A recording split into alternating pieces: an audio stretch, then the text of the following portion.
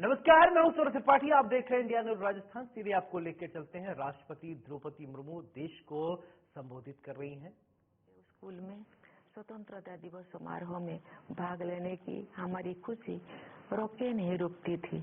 जब त्रिरंगा फहराया जाता था तो हमें लगता था जैसे हमारे शरीर में बिजली सी दौड़ गई हो। देशभक्ति के गौरव से भरे हुए हृदय के साथ हम सब राष्ट्रीय ध्वज को सलामी देते थे तथा राष्ट्रगान गाते थे। मिठाइयाँ बांटी जाती थी और देशभक्ति के गीत गाए जाते थे जो कई दिनों तक हमारी मन में गूंजते रहते थे।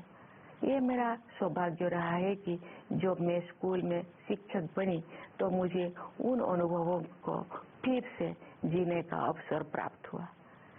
जब हम बड़े होते हैं तो हम अपने खुशी को बच्चों की तरह व्यक्त नहीं कर पाते, लेकिन मुझे विश्वास है कि राष्ट्रीय पर्व से जुड़े देशभक्ति की गहरी भावना में तनिक भी कमी नहीं आती है। स्वतंत्रता दिवस हमें ये याद दिलाता है कि हम केवल एक व्यक्ति ही नहीं है, बल्कि हम एक ऐसे महान जन समुदाय का हिस्सा है जो अपनी तरह का सबसे बड़ा और जीवंत समुदाय है। ये विश्व के सबसे बड़े लोकतंत्र के नागरिकों का समुदाय है। जब हम स्वतंत्रता दिवस समारोह मनाते हैं तो वास्तव में हम एक महान लोकतंत्र के नागरिक होने का उत्सव भी मनाते हैं। हमें हर एक की अलग अलग पहचान है। जाति, पंथ, भाषा और क्षेत्र के अलावा हमारी अपने परिवार और कार्य क्षेत्र से जुड़े पहचान भी होती है, लेकिन हमारी एक पहचान ऐसे है जो इन सबसे ऊपर है और हमारी वो पहचान है भारत का नागरिक होना। हम सभी समान रूप से इस महान देश के नागरिक हैं। हम सबको समान अवसर और अधिकार उपलब्ध है तथा हमारे कर्तव्य भी समान है, लेकिन ऐसा हमेशा नहीं था। भारत लोकतंत्र की जननी है और प्राचीन काल में भी हमारे यहाँ जमीनी स्तर पर लोकतांत्रिक संस्थाएं विद्यमान थी, किंतु लंबे समय तक चले उपनिवेशिक शासन ने उन लोकतांत्रिक संस्थाओं को मिटा दिया था। 15 अगस्त 1947 के दिन देश ने एक नया सवेरा देखा।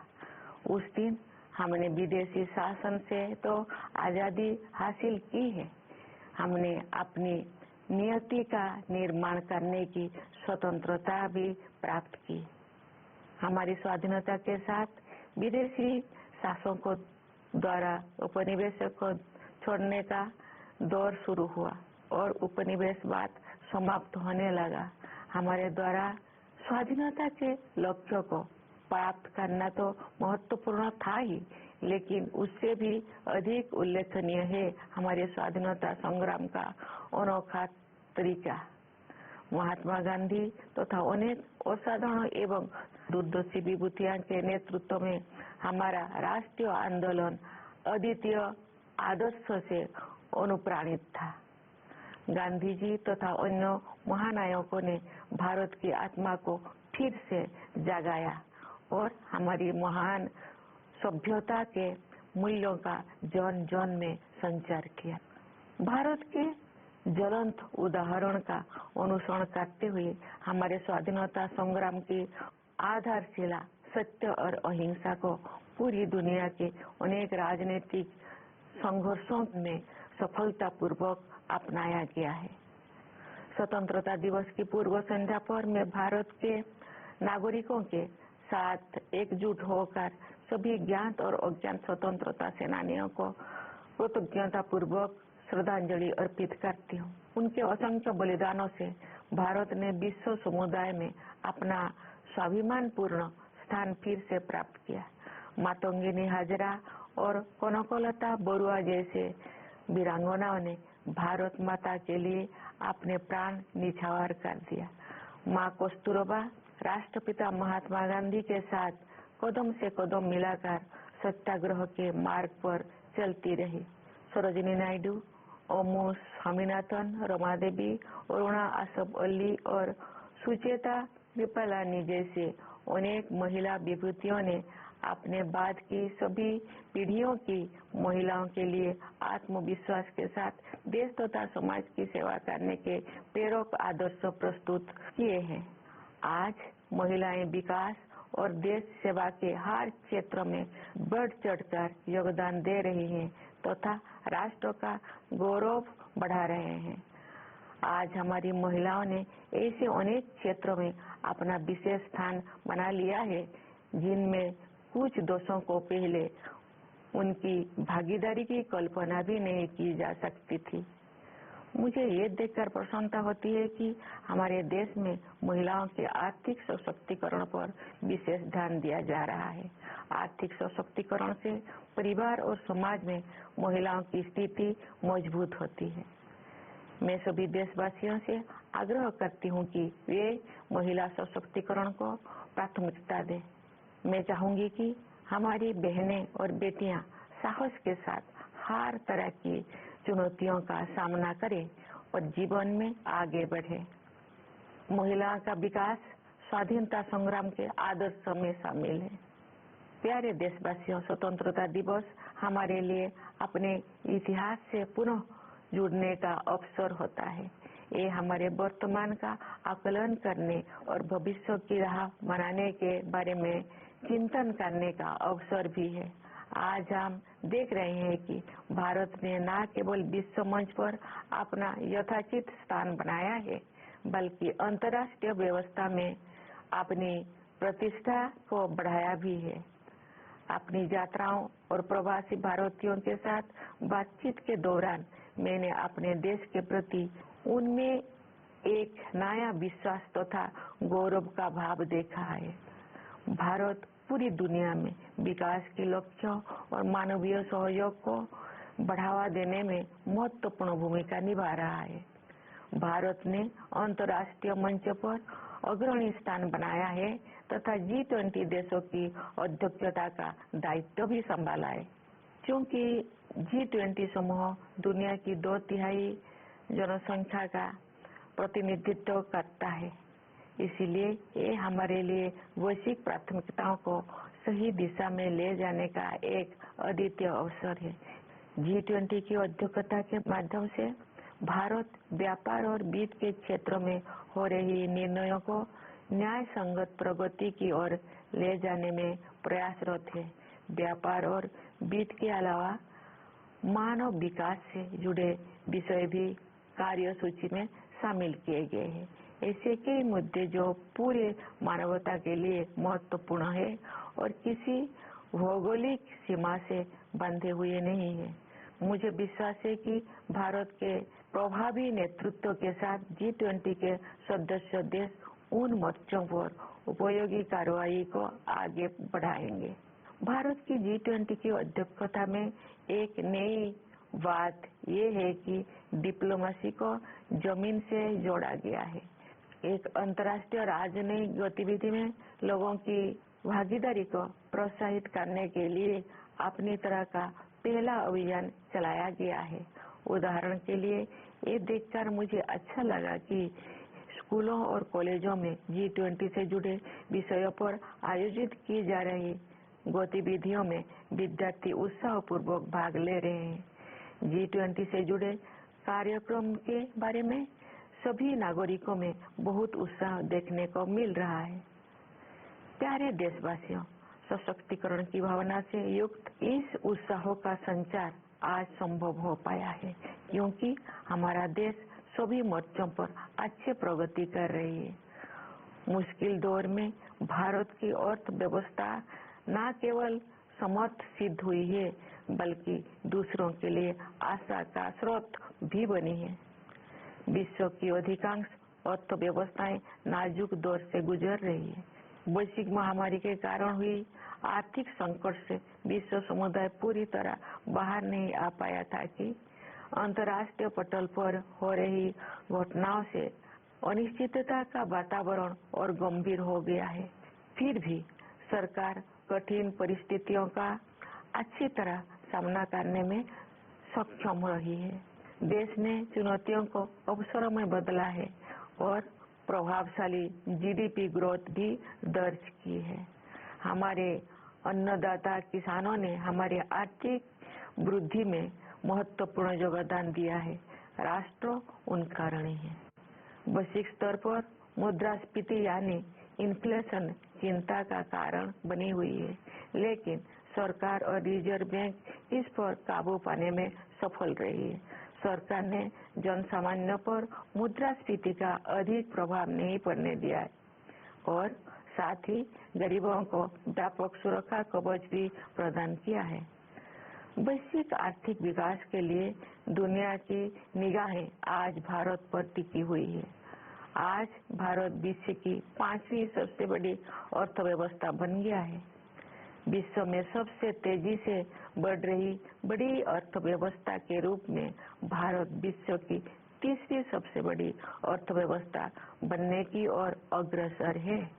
हमारी आर्थिक प्रगति की इस यात्रा में समावेशी विकास पर जोर दिया जा रहा है। निरंतर हो रही आर्थिक प्रगति के 2 प्रमुख आयाम हैं। एक और व्यवसाय करना आसान बनाकर और रोजगार के अवसर पैदा करके उद्यमशीलता की संस्कृति को बढ़ावा दिया जा रहा है। दूसरे ओर जरूरतमंदों की सहायता के लिए विभिन्न क्षेत्रों में पहल की गई है तथा व्यापक स्तर पर कल्याणकारी कार्यक्रम चलाया जा रहे हैं। वंचितों को वरीयता प्रदान करना हमारी नीतियों और कार्य के केंद्र में रहता है। परिणाम स्वरूप पिछले दशकों में बड़ी संख्या में लोगों को गरीबी से बाहर निकलना संभव हो पाया है। इसी प्रकार आदिवासियों की स्थिति में सुधार लाने और उन्हें प्रगति की यात्रा में शामिल करने हेतु विशेष कार्यक्रम चलाया जा रहा है। मैं अपने आदिवासी भाई बहनों से अपील करती हूँ कि आप सब अपने परंपराओं को समृद्ध करते हुए आधुनिकता को अपनाएं। मुझे ये जानकर खुशी हुई है कि आर्थिक विकास के साथ साथ मानव विकास संबंधी सरकारों को भी उच्च प्राथमिकता दी जा रही है। मैं एक शिक्षक रही हूँ, इस नाते भी मैंने ये समझा है कि शिक्षा सामाजिक सशक्तिकरण का सबसे प्रभावी माध्यम है। वर्ष 2020 की राष्ट्रीय शिक्षा नीति से बदलाव आना शुरू हो गया है। विभिन्न स्तरों पर विद्यार्थियों और शिक्षाविदों के साथ मेरी बातचीत से मुझे ज्ञात हुआ है कि अध्ययन की प्रक्रिया अधिक फ्लेक्सिबल हो गया है। इस दूरदर्शी नीति का एक प्रमुख उद्देश्य प्राचीन मूल्यों को आधुनिक कौशल के साथ जोड़ना है। इससे आने वाले वर्षों में शिक्षा के क्षेत्र में अभूतपूर्व परिवर्तन होंगे और परिणाम स्वरूप देश में एक बहुत बड़ा बदलाव दिखाई देगा। भारत की प्रगति को देशवासियों, विशेषकर युवा पीढ़ी के सपनों से शक्ति मिलती है। विकास के अनंत संभावनाएं देशवासियों की प्रतीक्षा कर रही है। स्टार्टअप से लेकर खेलकूद तक हमारी युवाओं ने उत्कृष्टता के नई आसमानों की उड़ान भरी है। आज के नए भारत की महत्वाकांक्षाओं के नई क्षितिज असीम है। भारतीय अंतरिक्ष अनुसंधान संगठन नई ऊंचाई को छू रहा है और उत्कृष्टता के नए आयाम स्थापित कर रहा है। इस वर्ष इसरो ने चंद्रयान 3 लॉन्च किया है, जो चंद्रमा की कक्षा में प्रवेश कर चुका है और कार्यक्रम के अनुसार उसका विक्रम नामक लैंडर तथा प्रज्ञान नामक रोवर अगले कुछ ही दिनों में चंद्रमा पर उतरेगा। हम सभी के लिए वो गौरव का क्षण होगा और मुझे भी उस पल का इंतजार है। चंद्रमा का अभियान अंतरिक्ष के हमारे भावी कार्यक्रम के लिए केवल एक सीढ़ी है। हमें बहुत आगे जाना है। अंतरिक्ष अभियान में ही नहीं बल्कि धरती पर भी हमारे वैज्ञानिक और टेक्नोलॉजिस्ट देश का नाम रोशन कर रहे हैं। अनुसंधान, नवाचार तथा उद्यमशीलता को बढ़ावा देने के लिए अगले 5 वर्षों में 50,000 करोड़ रुपए की राशि के साथ सरकार द्वारा अनुसंधान नेशनल रिसर्च फाउंडेशन स्थापित किया जा रहा है। ये फाउंडेशन हमारी कॉलेजों, विश्वविद्यालयों और अनुसंधान केंद्रों में रिसर्च एवं डेवलपमेंट को आधार प्रदान करेगा, उन्हें विकसित करेगा तथा आगे ले जाएगा। प्यारे देशवासियों, ज्ञान विज्ञान में उत्कृष्टता प्राप्त करना ही हमारा लक्ष्य नहीं है, बल्कि हमारे लिए ये मानवता के विकास के साधन है। एक क्षेत्र जिस पर पूरे विश्व के वैज्ञानिकों और नीति निर्माताओं को और अधिक तत्परता से ध्यान देना चाहिए, वो है जलवायु परिवर्तन। हाल के वर्षों में बड़ी संख्या में एक्सट्रीम वेदर इवेंट्स हुई है। देश के कुछ हिस्सों में असाधारण बाढ़ का सामना करना पड़ा है, कुछ स्थान सूखे की मार झेलते हैं।